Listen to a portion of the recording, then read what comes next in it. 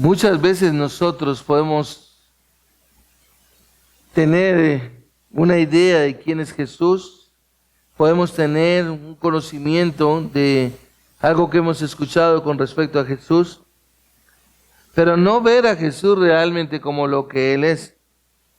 Y cuando nosotros vamos al libro del Evangelio de Juan, Juan nos dice su propósito al escribir este libro. Juan 20:31 nos dice: estas cosas han sido escritas para que creáis que Jesús es el Cristo, el Hijo de Dios, y para que creyendo tengáis vida eterna. Es decir, Juan está anunciando, Juan está mostrando realmente cuál es el propósito de haber escrito el Evangelio de Juan, ¿sí? Este Evangelio mejor, porque es el Evangelio de Juan. Pero estamos en una etapa del estudio de este Evangelio donde la situación es un poco fuerte, en el sentido en que nuestro Señor Jesucristo se ha dado a conocer en su deidad, en su divinidad, en que Él es el Dios encarnado, y sin embargo los judíos, los hombres religiosos, no les interesa, no lo quieren conocer, lo odian y realmente no quieren saber absolutamente nada de Él. Y este pasaje de Juan es fascinante porque Jesús se presenta a sí mismo como una especie de tribunal divino. Es algo maravilloso.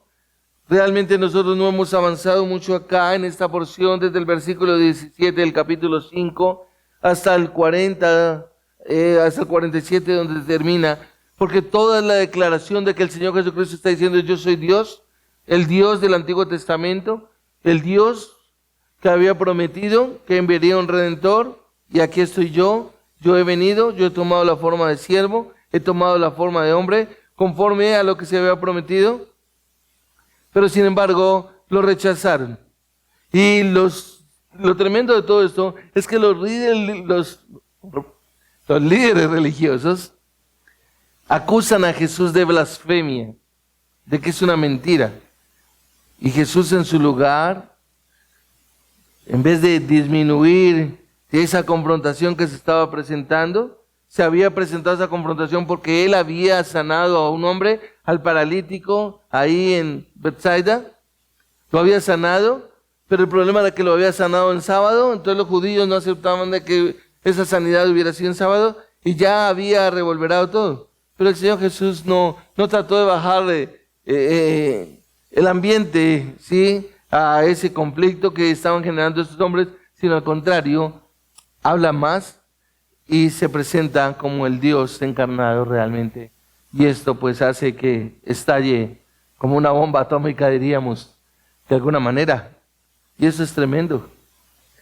Es algo que realmente deja ver que nuestro Señor Jesucristo vino para llevar a cabo lo que tenía que hacer y para realmente mostrar de que Él era el cumplimiento de la promesa de Génesis capítulo 3, versículo 15.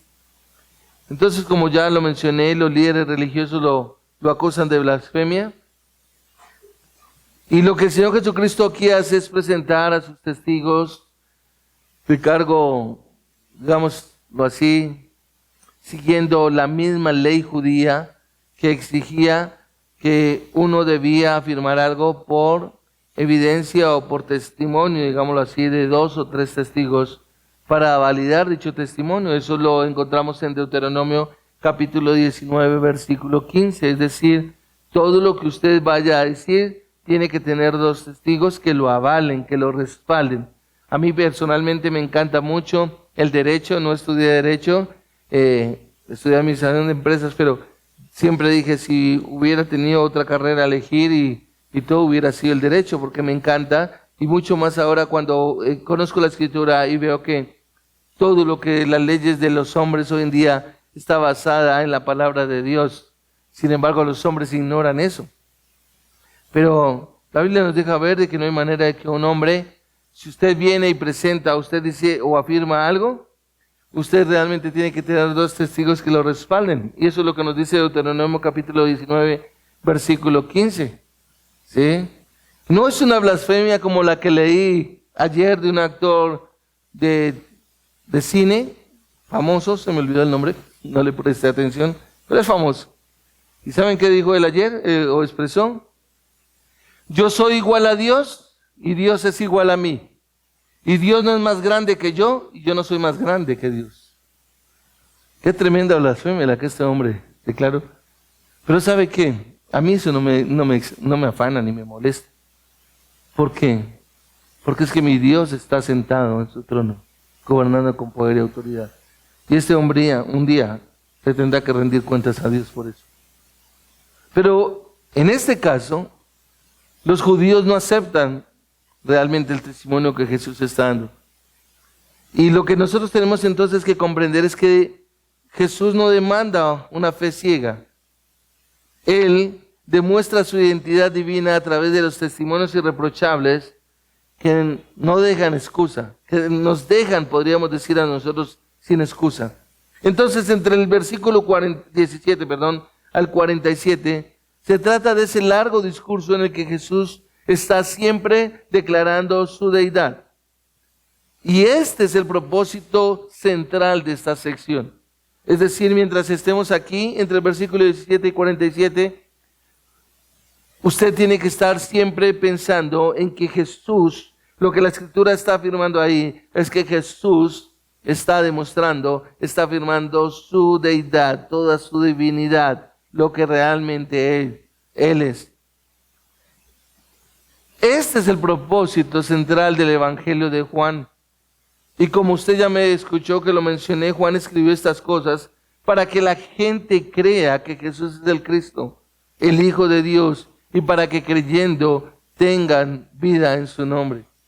Y así como Juan lo escribió para los que estaban en aquella época, y para de ahí en adelante, pues eso tiene una implicación para usted que está sentado en esta mañana aquí en este lugar. Y preguntarse si realmente usted está conociendo o conoce a Jesús como verdaderamente Él es, o tal vez tiene un conocimiento solamente de algo que dicen ser, que Él dijo ser y que otros afirman que es. Pero en este caso tenemos que ver que esta es la propia declaración de Juan, el discípulo del Señor Jesucristo, sobre por qué realmente Él escribió el Evangelio bajo la inspiración del Espíritu Santo. Y era dejar sentado que realmente nuestro Señor Jesucristo es Dios, el Dios encarnado, al cual, nos guste o no, todos los seres humanos un día van a doblar rodilla o vamos a doblar rodilla delante de Él. Unos para condenación eterna, sus rodillas serán quebrantadas, obligados a postrarse delante del Rey de Gloria, y luego enviados a una eternidad sin Dios. Y otros lo haremos, como ya lo hemos hecho, de postrarnos y humillarnos, reconociendo su grandeza, su magnificencia y todo su poder. Y aquí tenemos el punto culminante de este Evangelio, donde Jesús declara plenamente su divinidad. Si usted observa desde el versículo 17 hasta el final del capítulo, eso es lo que Él ha manifestado o está manifestando y lo afirma y lo reafirma. Y esta es una porción de las Escrituras que realmente es importante e instructiva para nosotros. No la podemos pasar por alto. No se contente solo con escuchar lo que yo estoy diciendo. Necesita ir a las Escrituras, abra su Biblia. Si no la tiene, levante su mano y pida, deme una Biblia. Porque la palabra de Dios es la que tiene el poder para cambiar la vida de una persona y regenerarla, renovarla, abrir los ojos del entendimiento. Y Jesús está declarando su divinidad, está probando su divinidad y está demostrando su divinidad, haciendo afirmaciones de yo soy, realizando milagros en este momento, milagros maravillosos, milagros que los hombres vieron en el momento en el que Él estaba ahí y que va hasta el final. Y paralelamente están estos hombres religiosos que lo odian, que lo aborrecen, que dicen que está blasfemando en una incredulidad que los lleva al punto culminante, y es que lo ejecutan, como bien conocemos, tratándolo como un engañador, un farsante, un agente de Satanás, y por eso piden que lo cuelguen, que lo crucifiquen. Y dice, crucifíquenlo, crucifíquenlo, crucifíquenlo. Es decir, la gente fue testigo, de los milagros que Jesús hizo, pero sin embargo al final pidieron que lo crucificaran. Vemos cómo realmente a medida que Él está desarrollando los milagros, hay un ambiente de hostilidad, de aminosidad de las personas a las que Él está haciendo esos milagros, y de esa demostración inequívoca que era el cumplimiento de la promesa que Dios había llevado a cabo. Jesús deja ver que Él es el Hijo de Dios. Deja ver que Él es la única esperanza de salvación. Y a la vez vemos cómo reaccionan estos pecadores. Y préstale atención porque esta es una parte bien interesante, bien importante. ¿Cómo reaccionan estos pecadores ante esa verdad?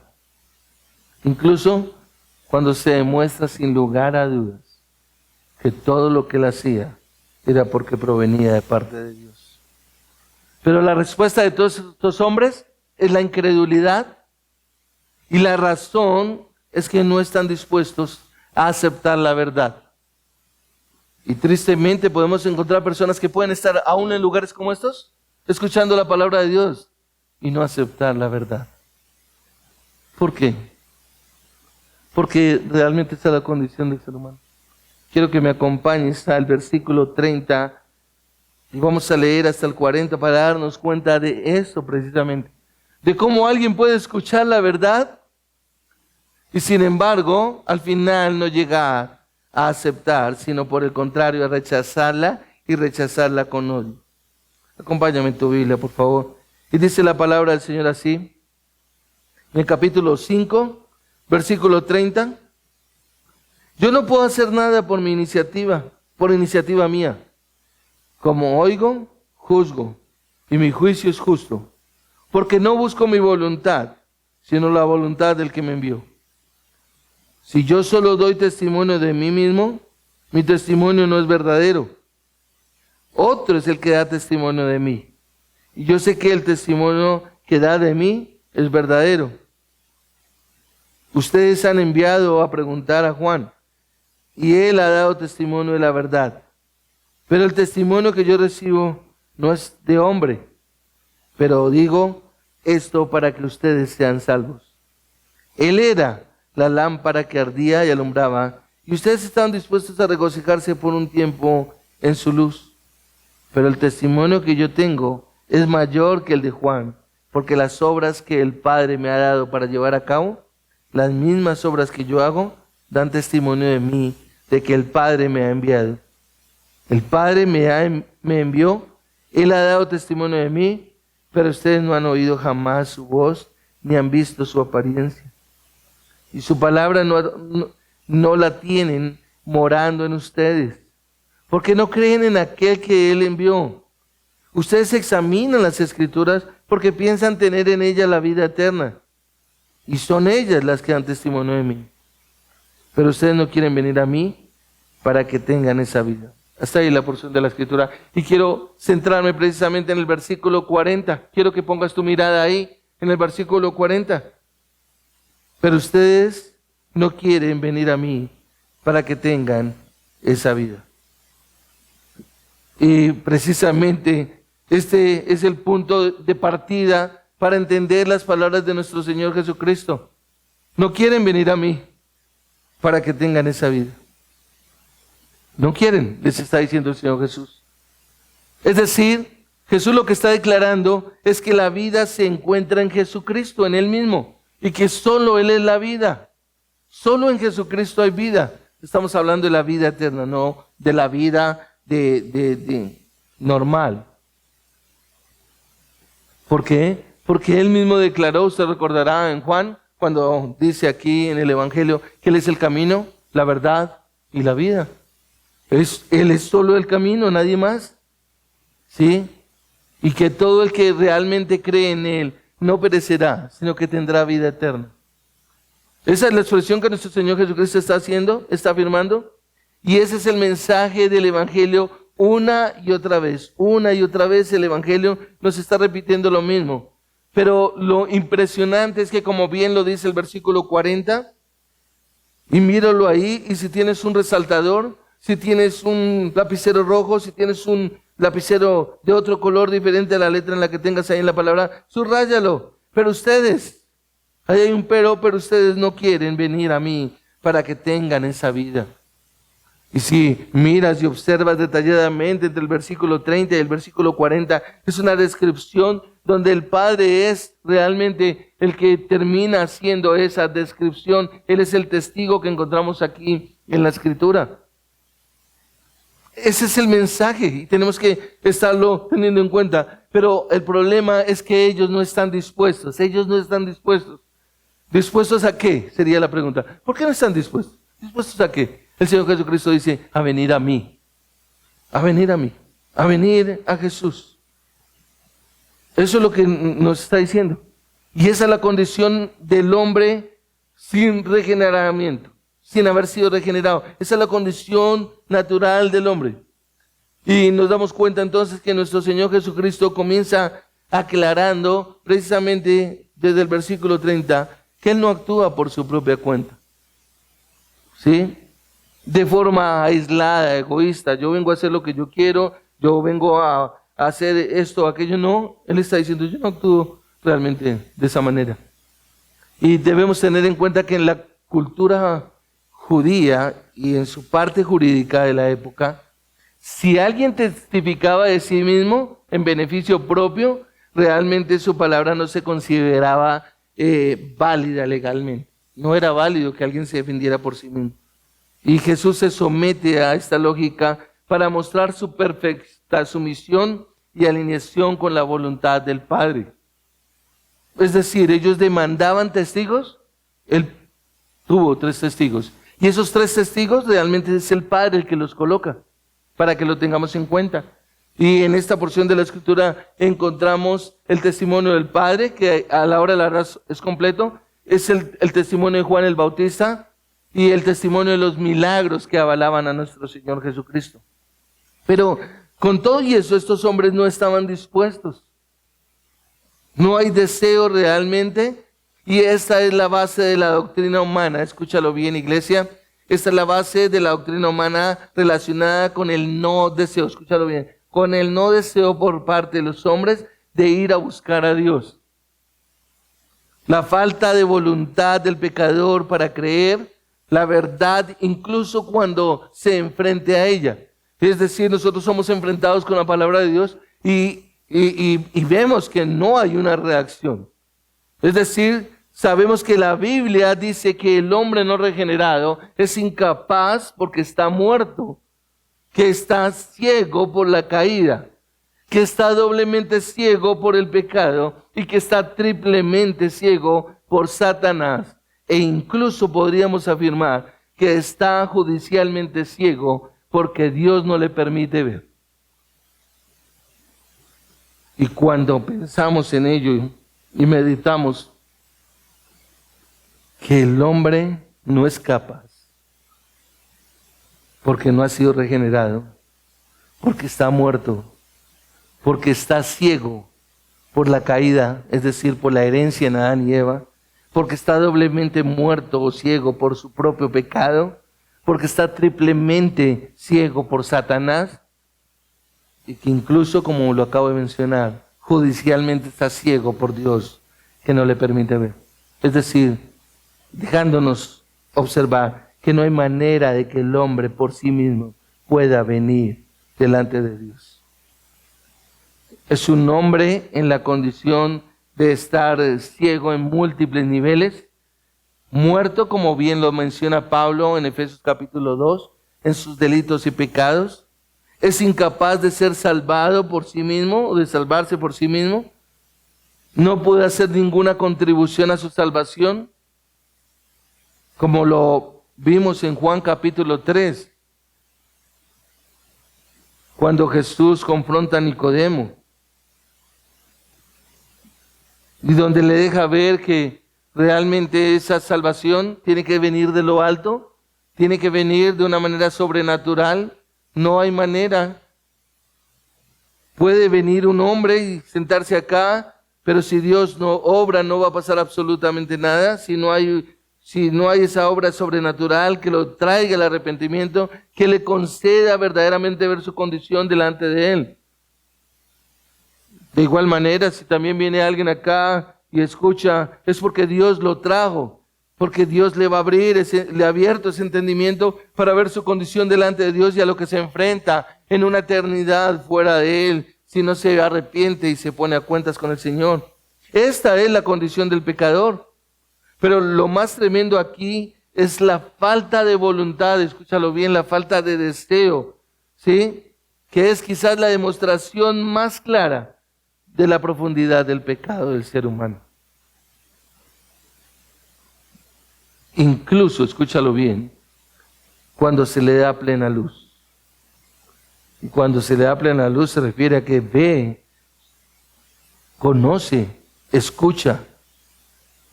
Cuando se le dan evidencias completas de la obra de salvación de nuestro Señor Jesucristo. No hablamos de milagros como los de aquella época, pero sí podemos decir de ver realmente la obra y el poder del Espíritu Santo, hablándolo a esta época. En ese caso y en aquella época eran los milagros que el mismo Señor Jesucristo estaba haciendo. No había hecho sino estaba, porque Él estaba todavía ahí. Cuando se le da un testimonio irrefutable y sin embargo el pecador se muestra reacio. Y esto es algo a lo cual nosotros le debemos prestar mucha atención porque el pecador no está dispuesto, no desea venir a Cristo, escúchelo bien. No desea, ninguno desea venir a Cristo. Por favor, no puedes pensar que al contarle a una persona, al hablarle de Cristo, esa persona va a querer venir a Cristo porque no es el deseo en el corazón de esa persona. No. No hay una persona que diga, ya mismo, ¿dónde está? Es que quiero a Él verle y todo eso. No. Debe haber una obra del Espíritu Santo ahí. Esa persona no va a querer venir a Cristo.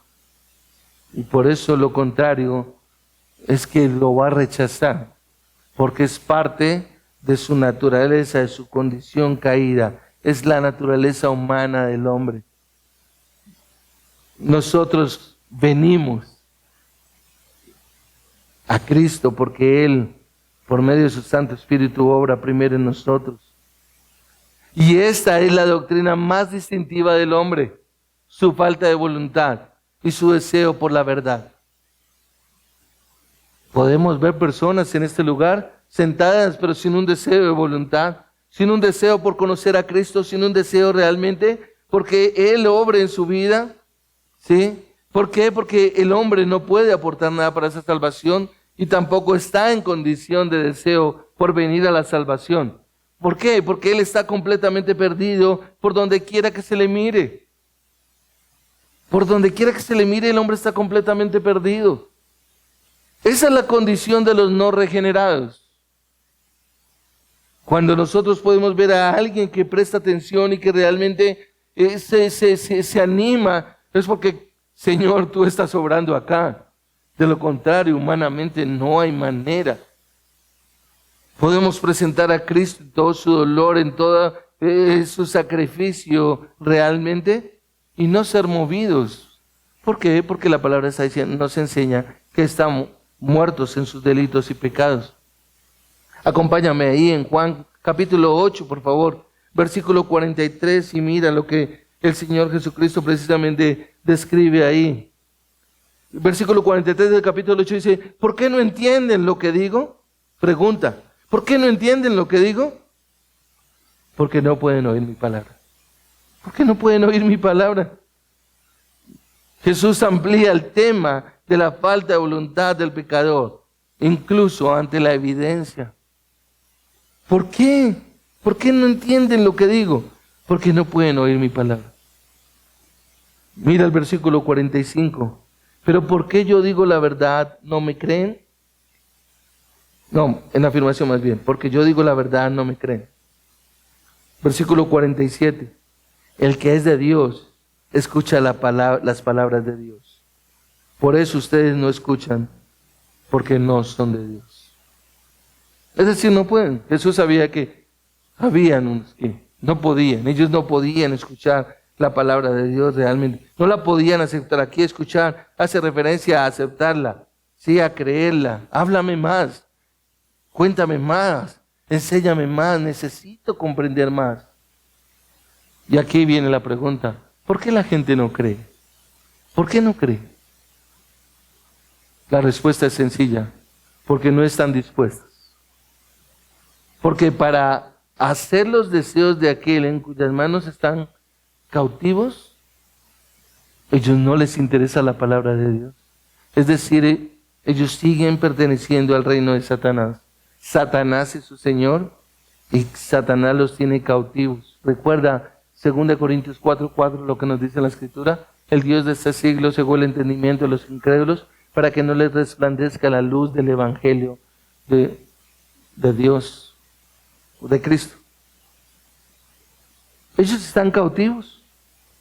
Y al estar cautivos, entonces, ellos quieren obedecer al príncipe de la potestad del aire. Pablo lo dice, y ya lo mencioné en Efesios 2:2. A modo de referencia, usted lo puede mirar. ¿Sí? Que quieren obedecer al príncipe de la potestad del aire.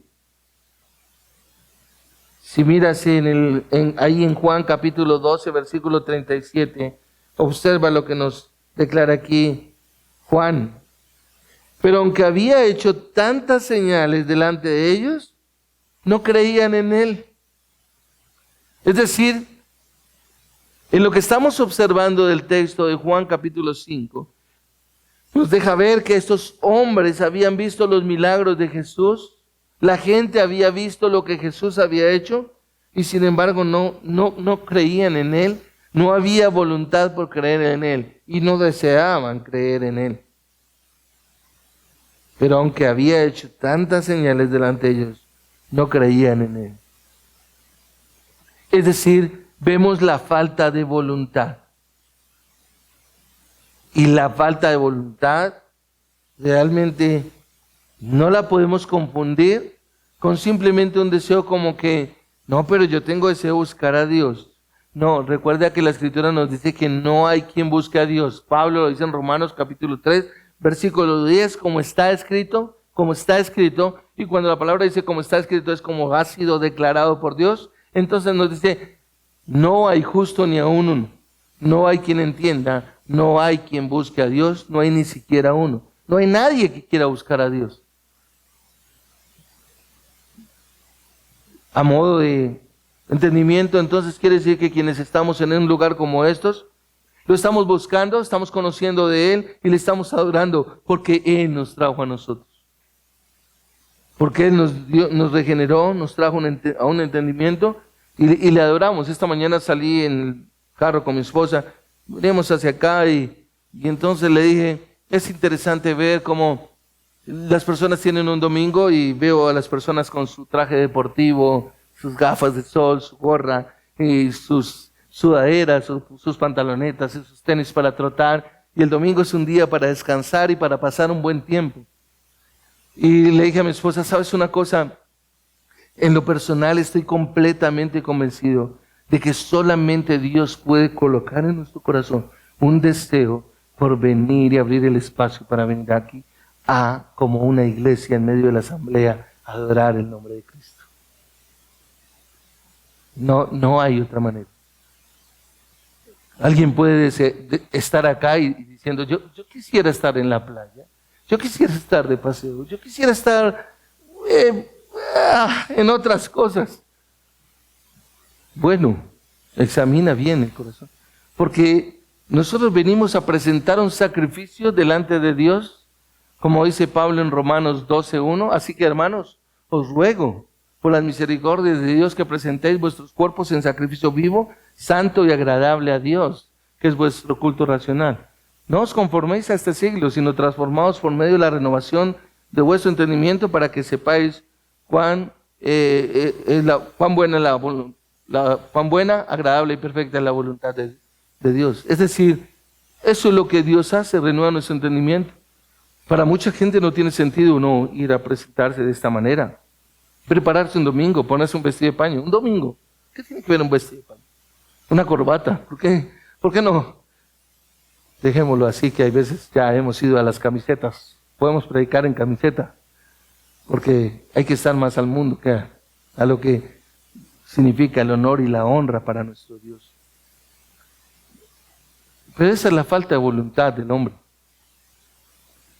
Estos hombres creían superficialmente, como nos lo deja ver el capítulo 2. ¿Por qué? Porque ellos creían, por ejemplo, que era un profeta. En el caso de Juan el Bautista, ellos creían que era un profeta enviado por Dios. En el caso de Jesús, creyeron que él era un profeta, aceptaron que él era un profeta, porque no había manera de explicar sus milagros. Pero en cuanto a creer en él como la luz y convertirse como hijos de luz, que es el contexto que tenemos ahí anterior, no creían en él. Nosotros escuchamos de ser hijos de luz, pero no sé si caminamos como hijos de luz. Si vivimos para el que es la luz.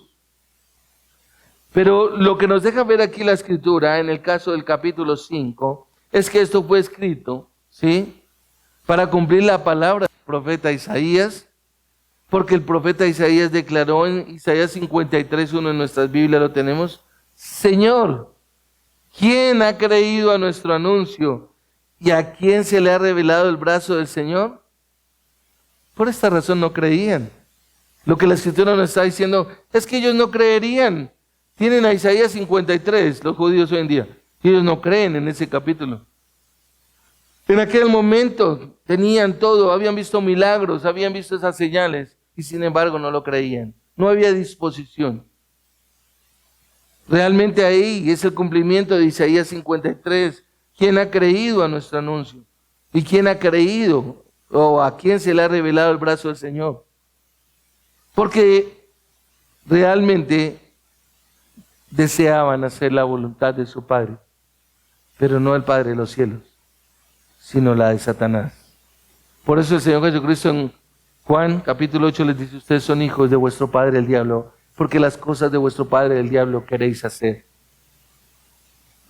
Hacer lo que él quiere que hicieran o que hagan. Y como no creyeron, entonces sobre ellos caería el juicio de Dios. Esa es la sentencia. Isaías dice: Él ha cegado sus ojos, ha endurecido su corazón para que no vean con sus ojos, ni perciban con su corazón, y se conviertan, y yo los sane. No querían creer en Isaías 53, así es que no podían creer. No podían creer realmente. Ellos no querían creer realmente lo que el profeta había mencionado, Isaías capítulo 6, que precisamente nos dice que él cegaría los ojos de ellos, endurecería su corazón para que no vean con sus ojos, ni perciban con su corazón. Y este es el problema de todos los seres humanos caídos. Esa es la condición que la palabra de Dios declara sobre todo ser humano, que está muerto en sus delitos y pecados, que está completamente enceguecido. No hay manera que crea en Dios, a menos de que Dios obre en ellos. Están profundamente bajo el poder del príncipe de la potestad del aire, pertenecen tanto al reino de las tinieblas, están cautivos, son cautivos de su padre el diablo. No creen. ¿Por qué? Porque no quieren creer. Y no es creer de manera religiosa lo que nos está diciendo la Escritura. Porque la Escritura nos deja ver que en medio del corazón caído del ser humano hay cierto sentido de reconocimiento de que hay un Dios que gobierna, pero sin un entendimiento, no hay una comprensión. Pablo dice en el libro de los Hechos que es como a tientas, como que yo siento, yo sé que aquí hay algo. Pero los ojos que son abiertos y la luz vive de una manera completamente diferente, convencido de todo lo que Jesús ha hecho y vive para Jesús. Ese es el fundamento de la ortodoxia cristiana. Es el primer principio de la teología del Evangelio. Y la pregunta entonces, al entender un poco más detalladamente esto es, ¿cómo Dios cambia esa falta de voluntad? Esa es la pregunta. ¿Cómo Dios cambia esa falta de voluntad? ¿Cómo la cambia? ¿Cómo hace Dios? ¿Cómo entra Dios? Qué pregunta tan tremenda, porque el Antiguo Testamento dice que el pecador puede ser hecho dispuesto en el día de su poder, es decir, en el día en que Dios obre. Y ante esa asombrosa, consistente, incontrovertible y clara evidencia de que nuestro Señor Jesucristo es el Mesías, el Hijo de Dios, el Cristo y el Salvador del mundo, bueno, realmente solo bajo el poder de Dios que obra en el ser humano. En el caso de estos hombres no estaban dispuestos a creer, no les interesaba, vuelvo y repito, porque esa es la condición humana normal. Al presentarle el Evangelio a las personas, estamos hablando como a una pared. No sé si usted lo ha hecho. Y usted ve cómo la gente está. Y lo miran a uno. Y tal vez la gente dice, ¿de qué está hablando? ¿Qué está diciendo exactamente? O dicen, este está loco. O otros dicen, como me lo han dicho a mí, es un religioso. Es un religioso. Pero en este caso, el propio Hijo de Dios les está dando pruebas y se negaron a creerlas. La incredulidad, escúchame, la incredulidad nunca se debe a la falta de pruebas. Nunca se debe a la falta de evidencias. En este caso el testimonio es claro. Nunca se debe a que Dios elija a personas para el infierno como algunos afirman. En la Biblia nada responsabiliza a Dios de la incredulidad de las personas. El hombre quiere y es un incrédulo porque él quiere ser un incrédulo. Es así de sencillo. No se debe a algún doble decreto de Dios como algunos afirman. No se debe a alguna falta de evidencia. No se debe a una provisión insuficiente por parte de Dios, como si el sacrificio de Cristo fuera insuficiente. Siempre en la Biblia la condenación viene de aquellos que no creen, es decir, el hombre se condena a sí mismo porque no cree, porque no hay un deseo. Intente presentarle el Evangelio a una persona, vaya y verá que le dice, no, yo soy de otra religión, a mí déjeme con lo mío, yo lo que quiero es simplemente no me vaya a cambiar, yo soy de tal o de aquel. Pero realmente cuando el pecador está convencido de su pecado y es expuesto a la verdad de ver su condición delante de Dios, el pecador tiene una opción, una nomás: clamar a Dios para suplicarle por fe, para creer. Ayúdame, Señor, necesito conocer a Jesucristo. Necesito ver a Jesucristo, la cual es un don de Dios, que no es por obras. Es en el clamor. No conozco a Jesucristo, pero necesito conocer a Jesucristo. Necesito entender toda su obra de redención. La única esperanza del pecador es clamar a Dios con un arrepentimiento verdadero y sincero, de un reconocimiento de: Señor, yo no puedo hacer absolutamente nada para estar delante de ti. No quiero mirar ninguna obra. Si veo algo en mí, todo es como un trapo de inmundicia, y como nos dice la palabra.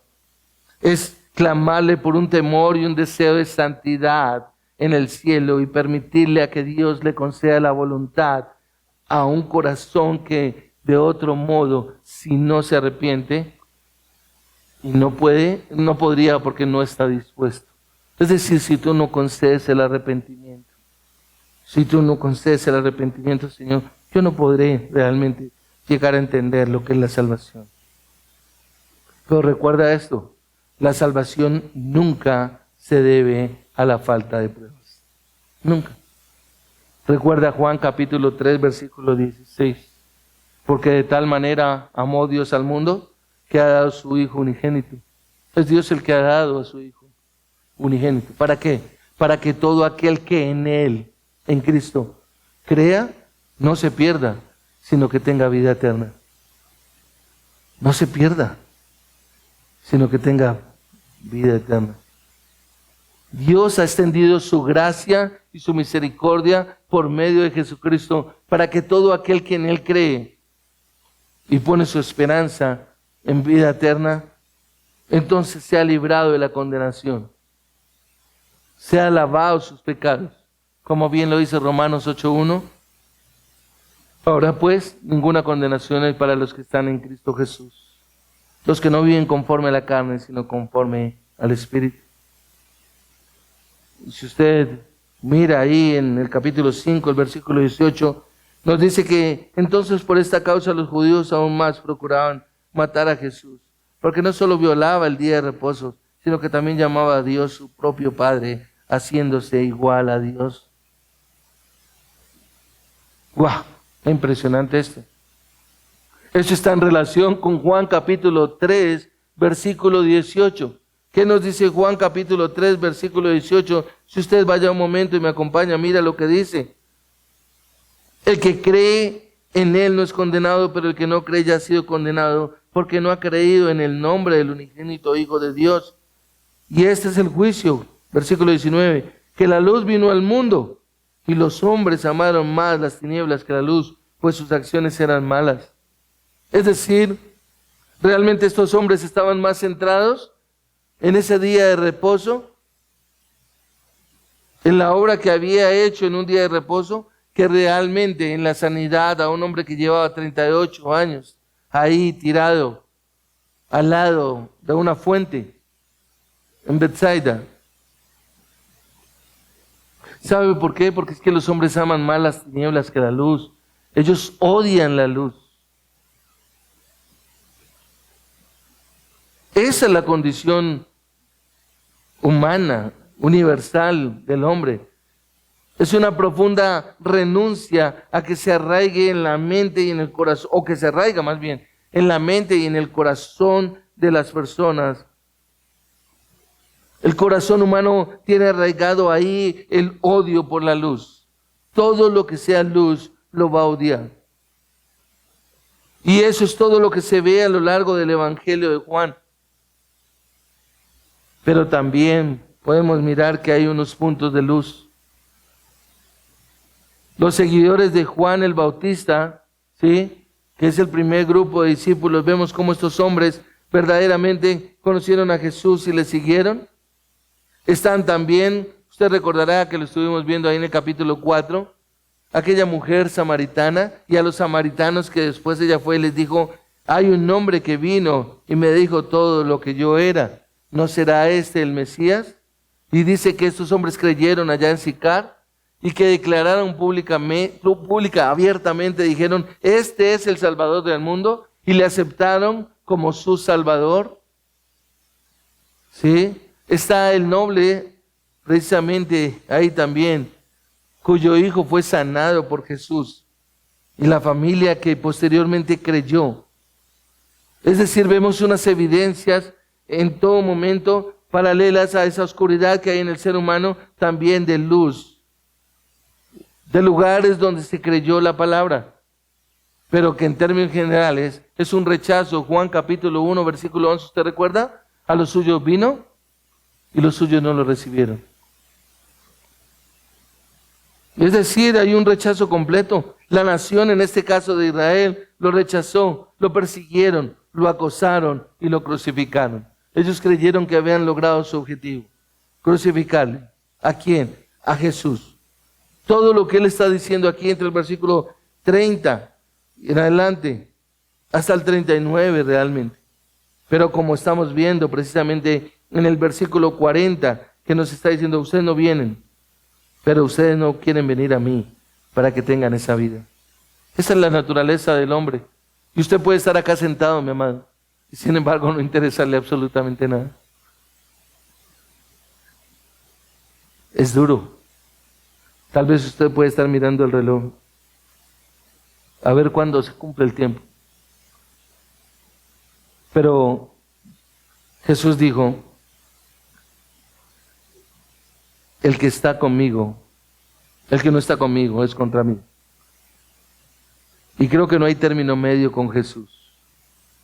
O lo aceptas como hijo de Dios, lo aceptas realmente y te rindes a Él y te postras y te humillas, le sirves, le adoras y dejas que Él sea tu Señor. ¿Lo aceptas como el Mesías, como el Salvador, como el Señor? O sencillo, la otra parte, lo rechazas. Así le llames Señor, así le digas que conoces el Evangelio, pero si Él no es tu Señor, si Él no es tu amo, si Él no es tu dueño, déjame decirte que no hay una salvación ahí. Porque esa es la condición de Jesús, ser Señor. No solamente es mi Salvador, pero yo hago lo que quiera con mi vida. No puedes adoptar una postura indiferente hacia Jesús. Lo confiesas como Señor y Dios, pues estás contra Él y Él contra ti. Como bien dice Pablo en Efesios capítulo 2, versículo 3, hijos de ira.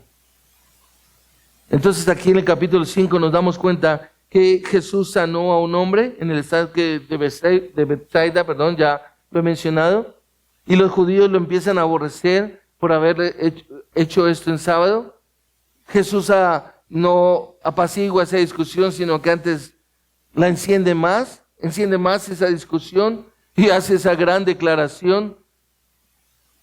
Y Él dice, yo soy Dios, el Dios encarnado. Mi Padre y yo uno solo somos. Y esto prende el polvorín.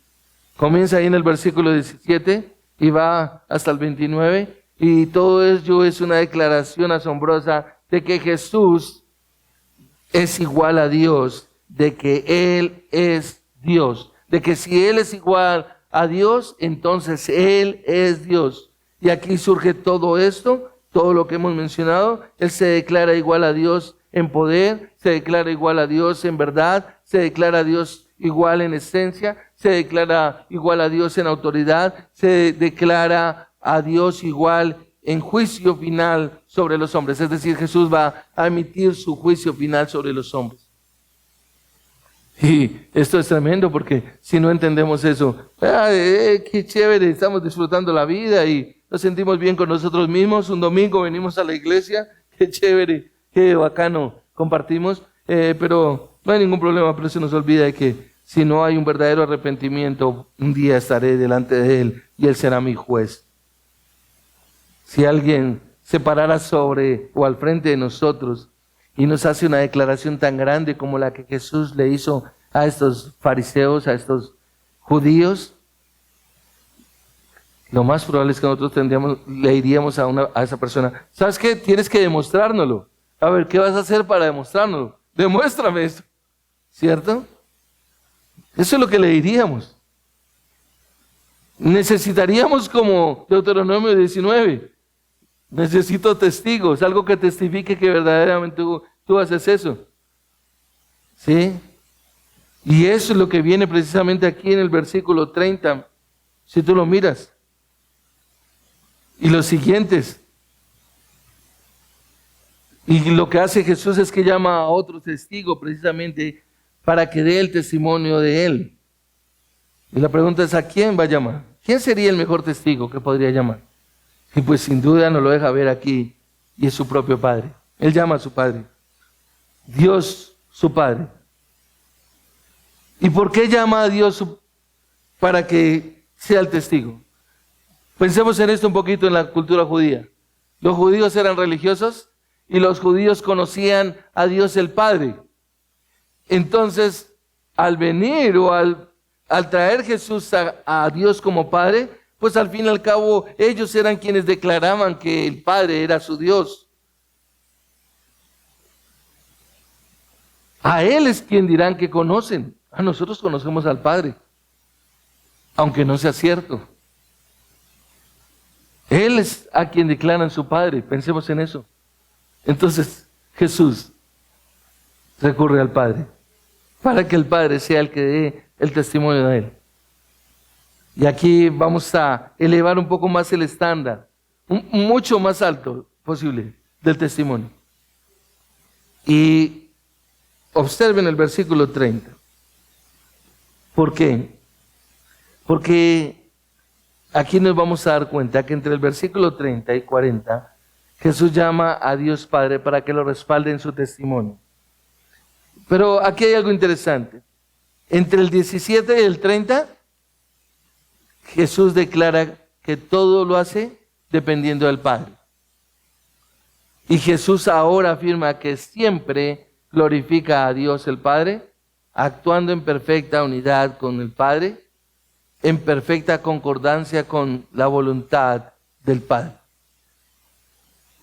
Y al llamar a Dios para que sea su testigo, para que Él dé testimonio, para que sea ese testigo que demandaba la ley en Deuteronomio 19, mira esto, si esta afirmación no es verdadera, la pregunta es, ¿Dios lo respaldaría? Para decir, soy uno con Dios en naturaleza, soy uno con Dios en el trabajo, soy uno con Dios en verdad, soy uno con Dios en honor, soy uno con Dios en autoridad y soy uno con Dios en juicio. La pregunta es, ¿lo respaldará? ¿O lo respaldaría más bien? Bueno, escuchemos precisamente a Dios y vamos a mirar aquí cómo lo hace. Pero antes debemos recordar algo bien importante. Mira, el versículo 30 dice, le dijeron entonces, ¿qué pues haces tú como señal para que veamos y te creamos? Perdón, estoy leyendo donde es. Yo no puedo hacer nada por iniciativa mía. Como oigo, juzgo, y mi juicio es justo, porque no busco mi voluntad, sino la voluntad del que me envió. Y préstale atención a esto, iglesia. A partir del versículo 17 hasta el 29, siempre Jesús habló en tercera persona. Habló del Hijo del Hombre, habló del Hijo de Dios. Él hacía o estaba haciendo las afirmaciones que eran extrañas para los judíos, de alguna manera les parecían descabelladas, escandalosas, que al hablar en tercera persona mantenía cierta distancia, sí, pero atacando desde la tercera persona. Pero lo interesante es que a partir de este versículo, si tú miras el versículo 30, dice, yo, primera persona, no puedo hacer nada por iniciativa mía, como oigo, juzgo. Todo está en primera persona.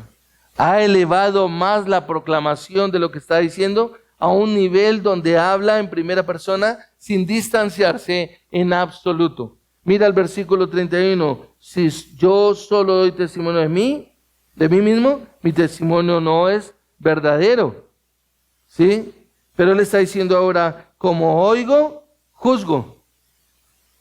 Y no significa, hablándolo en términos de entender lo que es Dios, que Él tenga oídos reales en toda la eternidad. Sí, para hablar en cuanto a lo que hace referencia al Padre, que Él escucha todo lo que el Padre dijo.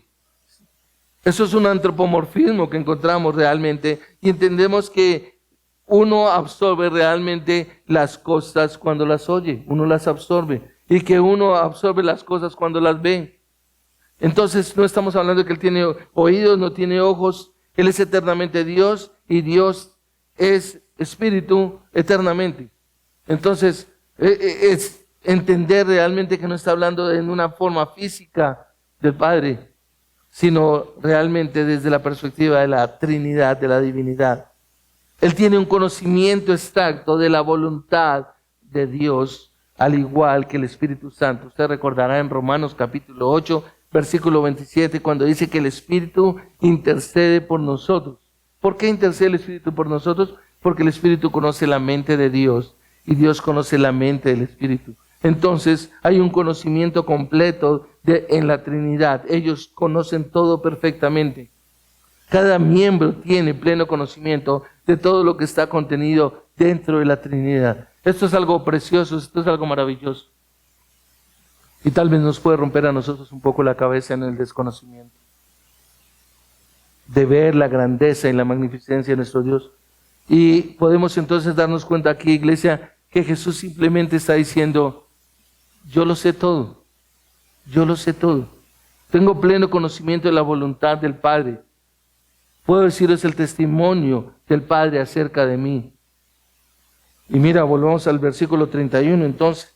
Porque él dice, si yo solo doy testimonio de mí mismo, mi testimonio no es verdadero. Y muchos pueden decir, ve, Jesús mismo no creía en sí mismo. Y no es eso lo que nuestro Señor Jesucristo está diciendo. Eso no es lo que le está diciendo acá. Observa el capítulo 8, versículo 12, cómo él lo manifiesta. Capítulo 8, versículo 12, observa que él dice, Jesús les habló otra vez diciendo, yo soy la luz del mundo. El que me sigue no andará en tinieblas. Perdón, sí. El que me sigue no andará en tinieblas, sino que tendrá la luz de la vida. Jesús afirma que su testimonio realmente es verdadero porque Él es el camino, la verdad y la vida. Y el versículo 31 entonces se está refiriendo a lo mismo que le dijeron en el capítulo 8. Porque si no das testimonio de ti mismo, tu testimonio no es verdadero, eso no es suficiente. Recordemos que la ley judía demandaba de que nadie se podía dar testimonio de sí mismo, tenía que tener 2 o 3 testigos. Es decir, que no le creerían. Ellos tenían al Dios encarnado al frente, era el cumplimiento de la promesa, pero no lo aceptaban porque no era conforme a la religión y la vida que ellos llevaban. No le podían creer de esa manera. Ellos afirmaban, como dice Deuteronomio, que todo tiene que ser confirmado por boca de 2 o 3 testigos. Y entonces lo que Jesús hace aquí realmente es que les dice, permítanme invocar al Padre, que sería el más puro y verdadero de todos los que de un triple testimonio podría cumplir el requisito que ellos están invocando del Antiguo Testamento. Tienes que tener 2 o 3 testigos para creer lo que tú estás diciendo. Y el Padre va a dar aquí ese triple testimonio. No los podemos terminar hoy, porque hay tanta profundidad en esto. Pero el Padre va a dar un triple testimonio. Observa el versículo 32. Otro es el que da testimonio de mí. Y yo sé que el testimonio que da de mí es ¿qué? Verdadero. Está hablando del Padre. Y préstale atención a esto, iglesia, por favor. Porque entre el versículo 33, y el versículo 39 debe leerse como una sola unidad, como un solo párrafo, porque es leído el testimonio del Padre. Pero viene en 3 formas. ¿Cuáles son esas 3 formas? Primero, viene a través de Juan el Bautista. Luego viene a través de los milagros de Jesús. Y luego, ¿qué? A través de las Escrituras. Y mira esto. Todo el testimonio del Padre es uno solo acá. Y entonces la gente puede decir, pero ¿cómo si cuando Jesús fue bautizado se escuchó la voz que decía, este es mi Hijo amado, en quien tengo complacencia? O en la Transfiguración, cuando volvió y dijo, este es mi Hijo amado, en quien tengo complacencia. Bueno, ahí no estaban todos ellos, solamente recordemos que estaba Juan y Pedro. No habían más. Pero mira el versículo 37 lo que nos dice aquí, del capítulo 5, versículo 37. El Padre que me envió, Él ha dado testimonio de mí, pero ustedes no han oído jamás su voz, ni han visto su apariencia. Es decir, aunque leemos en las Escrituras de que se escuchó una voz del cielo que decía, este es mi Hijo amado, eso no, realmente lo que Jesús está diciendo acá es, ustedes nunca han escuchado la voz del Padre. Nunca. No tienen conocimiento de eso. Por lo cual no están apelando a algo que el Padre, no está apelando algo del Padre en forma audible. El testimonio que el Señor Jesucristo está manejando acá es que ha llegado a través de Juan el Bautista. Dios habló a través de Juan el Bautista. Los milagros que nuestro Señor Jesucristo llevó a cabo quedaron escritos, ¿sí? Y la palabra de Dios lo menciona, lo ha dicho. Entonces tenemos el testimonio de Juan el Bautista, tenemos el testimonio de los milagros y a través de las Escrituras. Y permítame animarlos a pensar en estos como cada uno, cada vez más impactantes. Primero Juan, luego los milagros y el más grande, las Escrituras. Es decir, el testimonio de Juan nos deja ver que es grande. Pero el testimonio de los milagros de Jesús es mayor. Y así es como nuestro Señor Jesucristo realmente llama a sus milagros el testimonio mayor. Mira el versículo 36. Pero el testimonio que yo tengo es mayor que el de Juan. ¿Sí ven? El testimonio de Juan era grande, pero el testimonio de los milagros, de lo que él estaba haciendo, era mayor. Pero observen, pero el testimonio de las Escrituras, ¿sí?, va a ser el más grande. Es decir, el versículo 39. Ustedes examinan las Escrituras porque piensan tener en ellas la vida eterna y son ellas las que dan testimonio de mí. Es decir, nuestro Señor Jesucristo aquí actuó en la forma como ellos querían pensar, y es como un rabino que va de lo menor a lo mayor, que se mueve a través de las dimensiones del testimonio, en este caso del Padre. Y el testimonio de Juan, solo vamos a ver ese y con ese terminamos realmente. El testimonio de Juan, versículo 33, observen que dice: ustedes han enviado a preguntar a Juan y él ha dado testimonio de la verdad. Ojo a lo que les está diciendo el Señor Jesucristo aquí en el versículo 33. Ustedes han enviado a preguntar a Juan y él ha dado testimonio. Enviaron a Juan, enviaron gente a Juan a preguntarle a Juan. Y recordando Juan, ¿qué es lo que les dice? Serpientes, camada de víboras. ¿Quién les advirtió que huirán de la ira venidera? Enviaron gente a Juan, desde toda Judea enviaron gente, desde todo Jerusalén enviaron gente. Fueron al río Jordán, donde Juan estaba predicando, donde Juan estaba bautizando y preparando la gente para la venida del Mesías. Es decir, podríamos decir en nuestro lenguaje popular hoy en día, había una fiebre nacional por el profeta Juan el Bautista. Él no hizo milagros, pero era claramente el cumplimiento en sus mentes de la promesa del Antiguo Testamento. Era una voz, como lo declara la misma palabra, que dice: voz que clama en el desierto, preparen el camino del Señor. Él era el precursor realmente que había estado esperando, y todos sabían que él era un profeta, todos aceptaron. Es interesante que hoy en día los judíos que rechazan a Jesucristo aceptaron a Juan, pero no aceptaron a Jesús. Entonces el Señor Jesucristo les está diciendo aquí: ustedes mismos enviaron mensajeros a Juan y él testificó la verdad. Lo vemos en Mateo capítulo 3, en Lucas capítulo 3, en Juan capítulo 1. La multitud de gente desde toda Judea que venía. Y como lo declara la Escritura, se derramarán sobre Juan como profeta. Es decir, la gente correría a él. Mira el versículo 35 lo que nos dice. Aquí, versículo 35. Él era la lámpara que ardía y alumbraba, y ustedes estaban dispuestos a regocijarse por un tiempo de luz. Es decir, es interesante cuando vemos aquí que dice: él era la lámpara que ardía y brillaba. No es solo el profeta, es la lámpara que brilla, escúchala bien, y aquí la palabra es lugnos, ¿sí?, en el griego, y es la palabra para lámpara. Es diferente a luz. Él no es la luz es Cristo, Cristo es la luz, pero Juan es la lámpara. Cristo es la luz espiritualmente hablando. Juan es una pequeña lámpara, una lámpara que brilla y arde. No había nadie como él realmente.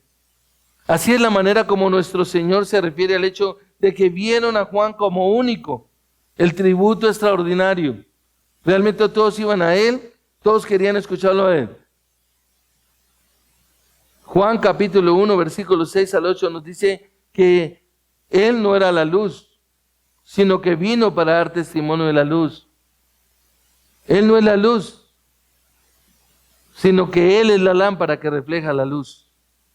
Es la lámpara llena, por así decirlo, como el aceite del Espíritu Santo, del vientre de su madre. Desde ahí iluminaba como luz que brilla para empezar a revelar ¿a quién? A nuestro Señor Jesucristo. Él es eficaz, es una lámpara ardiente, es una lámpara brillante. Observa que el versículo nos está diciendo, el 35, Él era la lámpara que ardía y alumbraba. Lámpara que ardía y alumbraba. ¡Wow! La gente se siente como en aquella época, pues ahí, mirando como atraída, como polillas, digámoslo así, a la llama. Usted no ha visto que donde hay llama, ahí llegan las polillas inmediatamente, por así decirlo. Entonces eso es lo que dice el Señor Jesucristo, era la lámpara que ardía y alumbraba, y ustedes estaban dispuestos a regocijarse por un tiempo en esa luz. Ustedes estaban dispuestos a regocijarse por un tiempo nomás. Y permítame devolverme al versículo 34. Pero el testimonio que yo recibo no es de hombre. Pero digo esto para que ustedes sean salvos. Siempre la intención de Jesús es que aquel que está escuchando el Evangelio sea salvo, que lo crea. El testimonio que recibe de Juan el Bautista no tiene origen humano. Él está diciendo que Él es el testimonio del Padre. Es decir, había sido enviado por el Padre. Juan es el primero en dar testimonio de mí, dice el Señor Jesucristo. Es un profeta de Dios. Todos reconocen a Juan el Bautista como profeta de Dios. Todos pensaban que Juan era un profeta de Dios. No hubo nadie que dijera, no, tú no eres un profeta de Dios.